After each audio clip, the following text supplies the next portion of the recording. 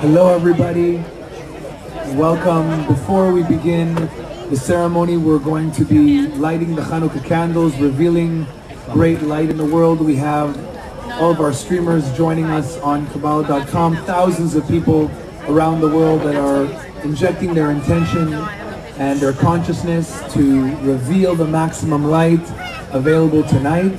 Chanukah is the energy of miracles, it's the energy of rising above nature, it's the energy of accessing and tapping into the unlimited aspect of the Creator, drawing all that energy down into our life.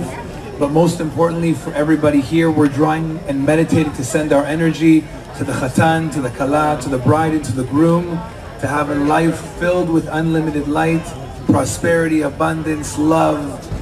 We can direct our attention as we're going to be lighting the Chanukah candles.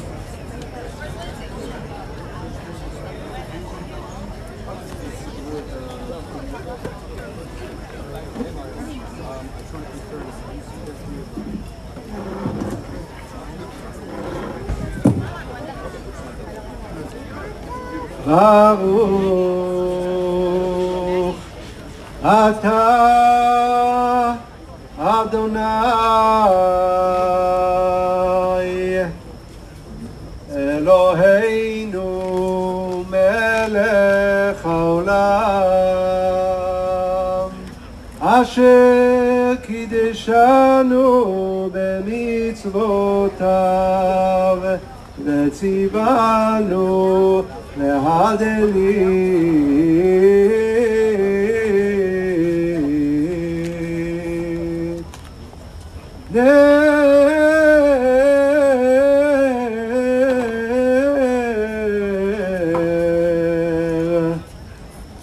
Chanukah. Amen. Baruch Atah Adonai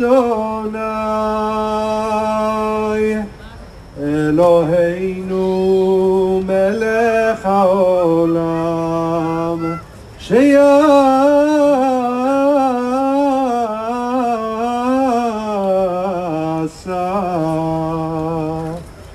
nisim laboteinu בימים ההם בזמן הזה.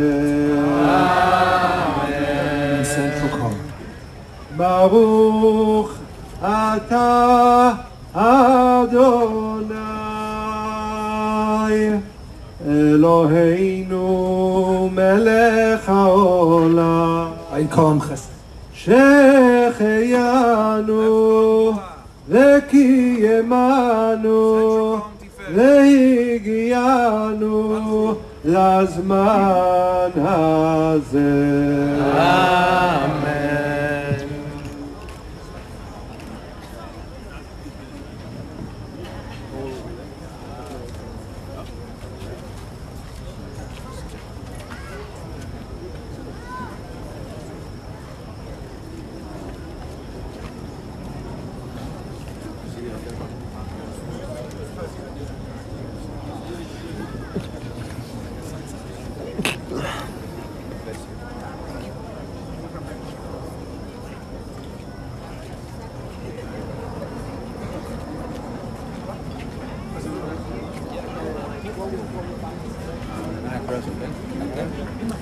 Thank you to the streamers for joining us tonight. We wish you a Chag Sameach, happy holiday of Chanukah, miracles and wonders.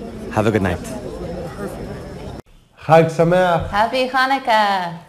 We're so excited to be spending This miraculous time with you. Absolutely.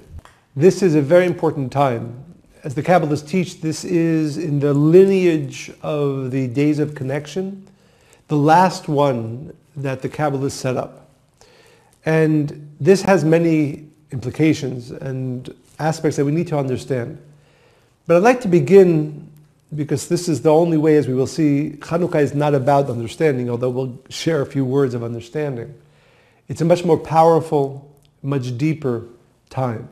There's a famous story in the Talmud. It says that before we are born into this world, when we are in the womb, we receive all the wisdom that we will ever need, all the wisdom of the world. And then as the story goes in the Talmud, when we enter into the air of this world, an angel hits us on our upper lip and we forget everything. And then our journey in life is to go back to find again that wisdom that we had once had and lost. What is the secret of that story? So one of the great Kabbalists, the Maharal, says something very beautiful and very important to think about as we open ourselves to connect to the great light of these days. He says that it's not that there's, the child is hit, we're hit, and the shake is so strong we suddenly forget it's like a strong concussion. That's not what it is. Kabbalistically, we know that there are 3 levels of action, 3 levels of being. They're called nefesh, ruach, and neshama. Literally 3 levels of soul, from the lowest to what's called spirit to what's called soul or neshama. Those 3 correspond to thought, which is the highest level, words, dibur, which is the 2nd level, and action, which is the 3rd level. Now, when we think about thought, we believe that our thoughts are, when we talk about that level of machshava or thought, but the reality is that our thoughts are not the level of machshava or neshama, but rather they are an internal dialogue. When you have a thought, what is really happening? You're speaking to yourself. You're not speaking out loud, but you're still speaking. Machshava, thought, is a completely different experience. One that most of us probably almost never had. And if we've had them, maybe in moments. So the Maharal says, when it says in the story in the Talmud, that the baby is hit by the angel, what it means is that this is a world within which words control. So thoughts, which are limitless, thoughts which is a completely different level of connection to the light of the Creator, they do not coexist with this world. So when the baby comes out into this world, and we came out into this world, it wasn't that we were hit and therefore because of the concussion we forgot. But simply as you enter into this world of illusion, into the falsehood of this world, your thoughts become limited. They become an effect of spoken word, but not an effect of true thought. True thought is an experience of a limitless connection to everything. Limitless connection to the light of the Creator. And that does not exist in this world. That does not exist in this world. So that's where we begin our understanding. So we live in a world of, at most, speech, action, and even the thoughts that we think we have, they are on the lower level. They are really words thought in our mind or said quietly in our mind. But real machshava, as it's referred to, real thought, that level of neshama is when you feel a complete, limitless existence or limitless connection to the endless light of the Creator. That, unfortunately, does not correspond, cannot really exist while we are still a part of this world, of the illusion, of the desire to receive for the self alone, of the falsehood of this world. So now we can begin at least to understand where we need to go and what these days of connection are about. Even those of us who are involved in understanding spiritual wisdom, in studying, you have to know that everything that you have understood and the concepts that we have created, even those of us who study the deep concepts of the Ari, of Isaac Lurie, and the 10 luminous emanations, all of that has gone where? Into our mind. Our mind in this existence is limited. It is a very big mistake to think that because I've been studying for 40 years, I have the wisdom. You have sparks from the wisdom. And that humility of understanding is both necessary and true. So much so that when we speak about and think about the world that's called the Gemara Tikkun, the end of the correction, when pain, suffering, and death is removed from this world, that is not a world that is reached step by step by the actions of the conscious mind, of the limited mind, or even one that is filled with great wisdom. The Gemara Tikkun, the end of the correction, what we call Mashiach, is something different.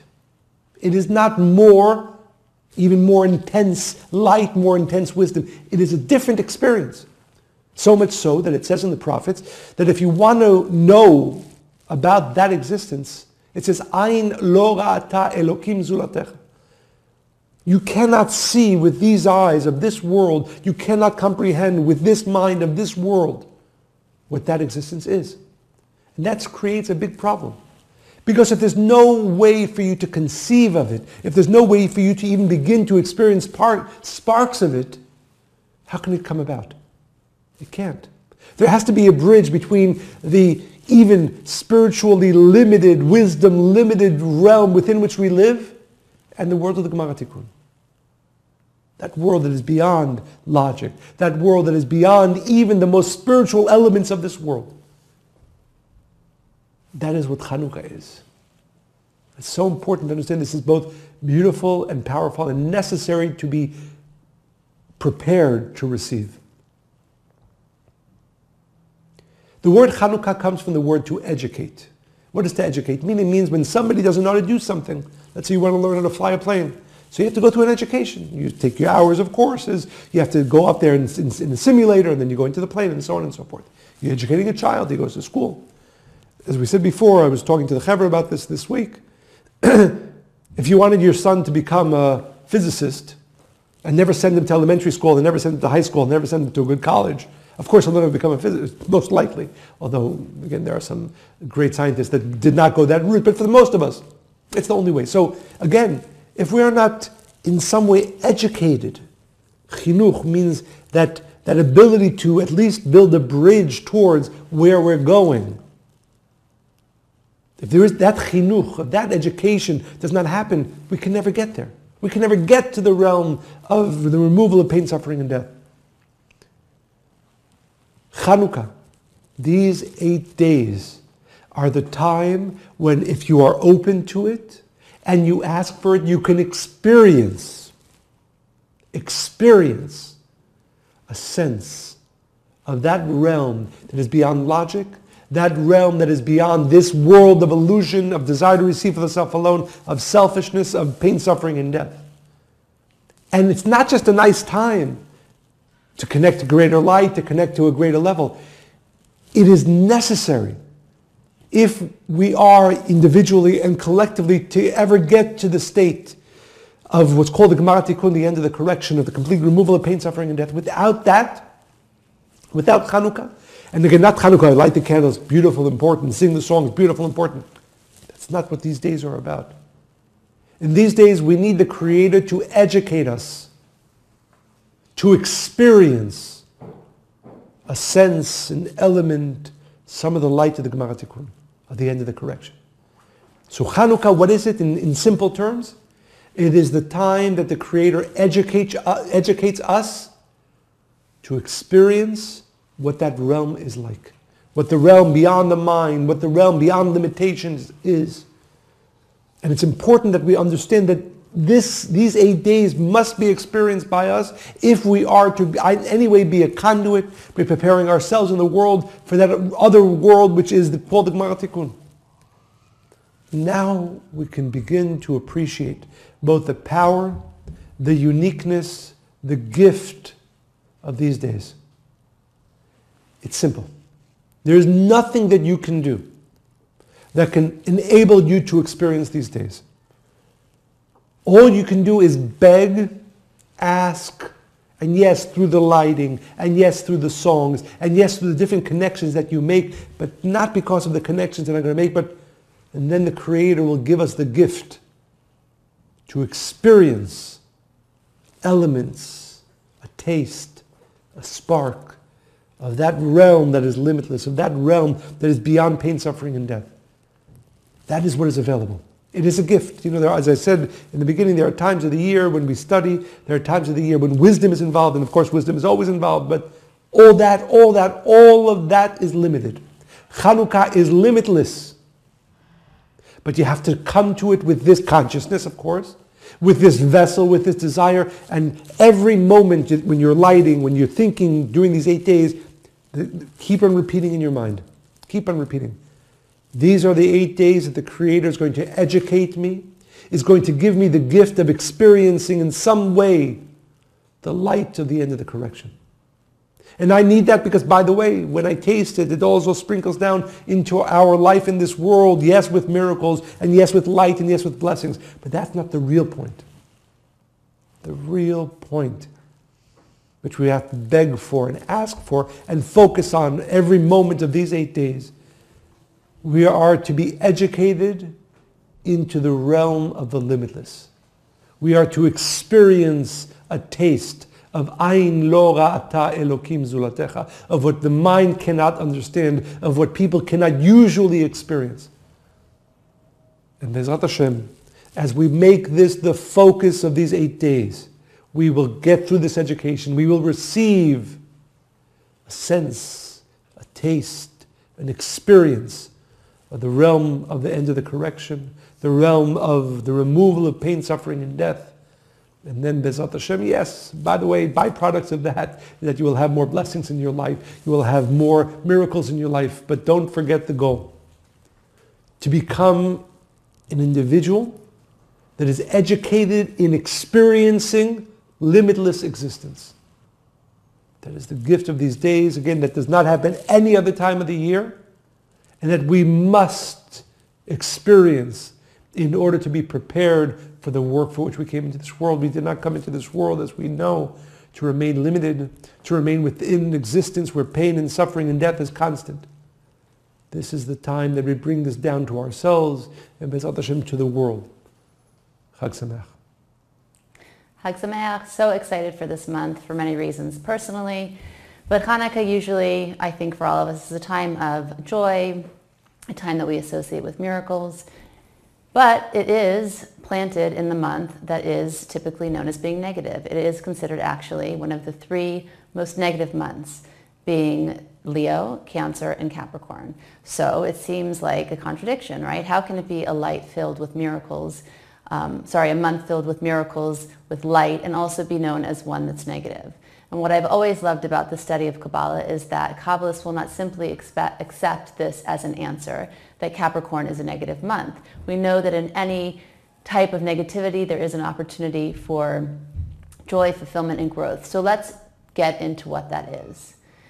First, I want to talk about this idea of how we all live our lives. If I'm asking you today, how are you living your life? What does your day-to-day look like? For most of us, if we're honest with ourselves, forget about being honest with other people, we live in a veil. There's a veil over our eyes of what we see.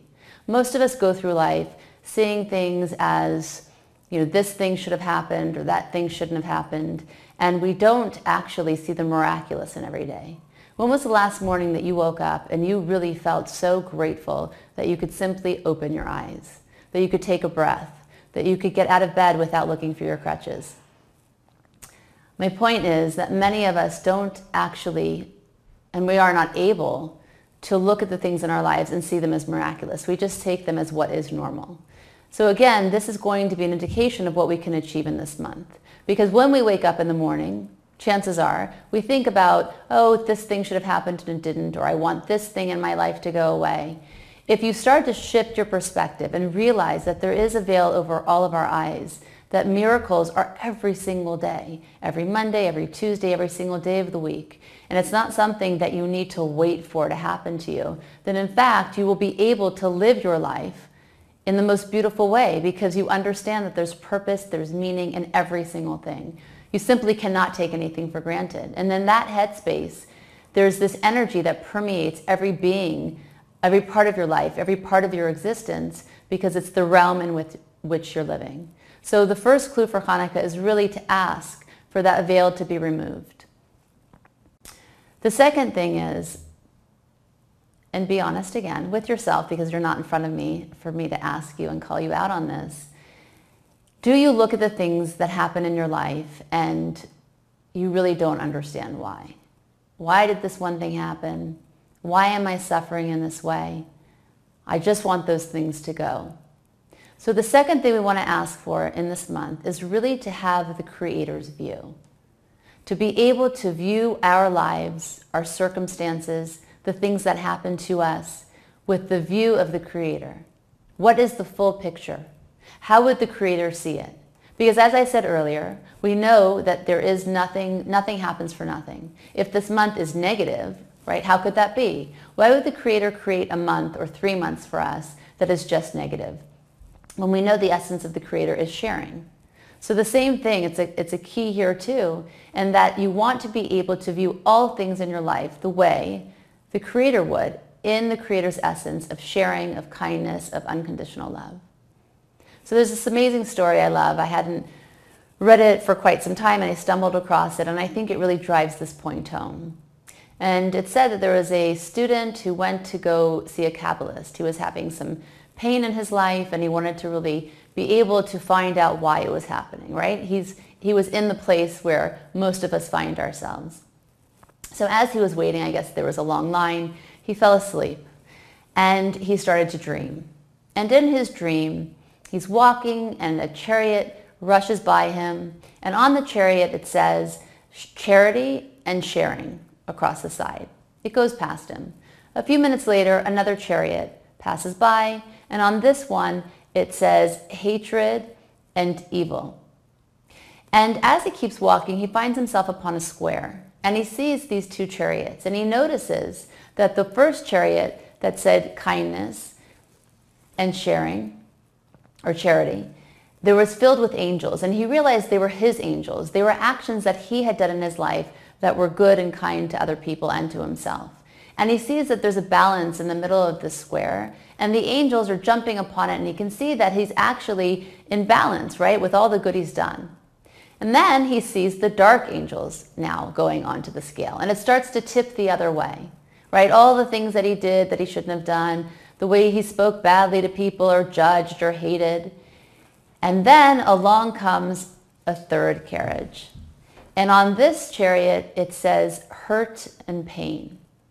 And those angels start pulling off the dark angels from the scale.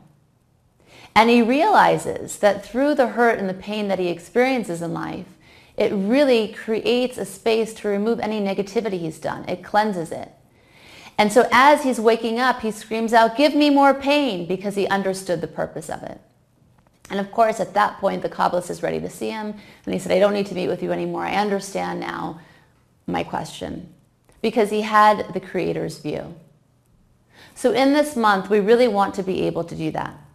It's not a coincidence, again, that we start this negative month, as we understand it, with beautiful, light-filled 8 days of Hanukkah. Why? Because in those 8 days is the seed for all of us to encompass ourselves in, to be able to permeate all of that light throughout the rest of the month. It is a powerful connection. It's not just powerful in and of those 8 days alone. It's to really, again, grab the seed with this consciousness that we've shared with you today and make sure that you spread that throughout the whole month so that it's powerful for you, so that you no longer have a veil of illusion over your eyes and you're able to view all the things in your life through the eyes of the Creator. And I can tell you, I've been practicing this diligently firsthand for the last couple of months. I appreciate every ligament, every tendon, every muscle, every bone in my body, and I really see the Creator's view of that. So I wish that for all of you, a very powerful month filled with miracles, not just in this month, but throughout your entire life. Chag Sameach. Thank you for joining us, and B'ezrat Hashem, we should all have the merit to connect to the tremendous light and power within these 8 days and to maximize this opportunity for all of us and for the world. Chag Sameach. Chag Sameach.